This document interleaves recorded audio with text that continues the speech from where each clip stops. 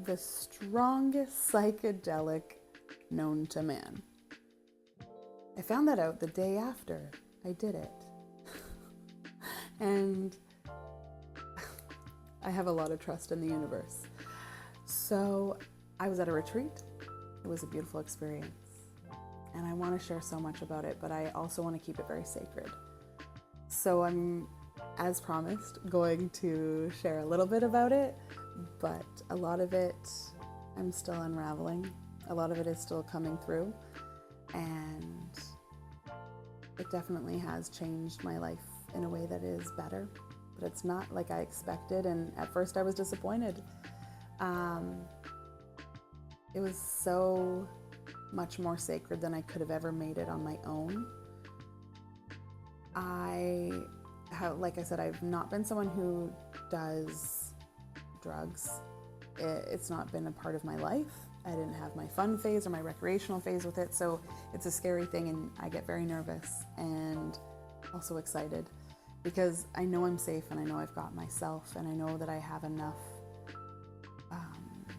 understanding and self-actualization to be okay with whatever comes up. And I think that's a huge part of going on the journey with medicine, is you peel back big layers that can be really uncomfortable and hard. And if you can't sit yourself down and look yourself in the mirror for every dark and light corner of your soul, it's not as easy. I think you can still do it, but it's just not as easy. And nothing about it is easy, though. I'm gonna try and hang on.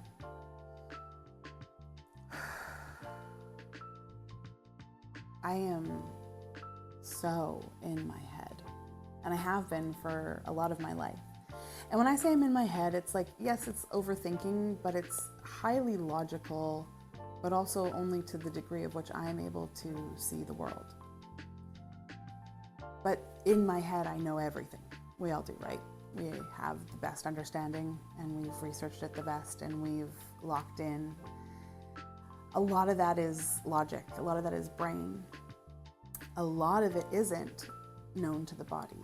And I learned really quickly within my journey that what I thought I logically logicked through to the logicked max, it had nothing to do with it.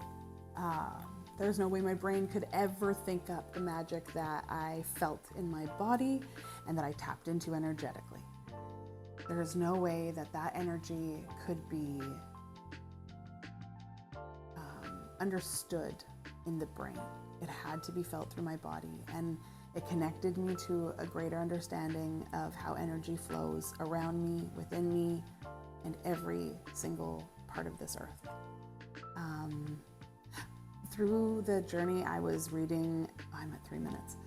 I was reading Alan Watts and this other book that's super amazing, and I'm sure I'm going to put it on here at some point, which is more in the Buddhist kind of space. Really just trying to logic and understand from philosophers and try and wrap my head around this grand experience I was going to have. But I wasn't wrapping my body around it until it happened, and it wrapped its body around me, but it was nothing. It was just energy. I shouldn't say just. It was this feeling of love. It was this feeling of woven energy that you could never talk through. Like I said, it can only be felt. And in the journey, it's called they say that it's ego death. They say that it's the God particle. They say that a lot of people experience a similar visual space, that there's a geometric shapes that show up in it, sort of like a dimension that you access, and similar entities that are in that dimension that deliver messages back. This is what people have said about doing this God particle.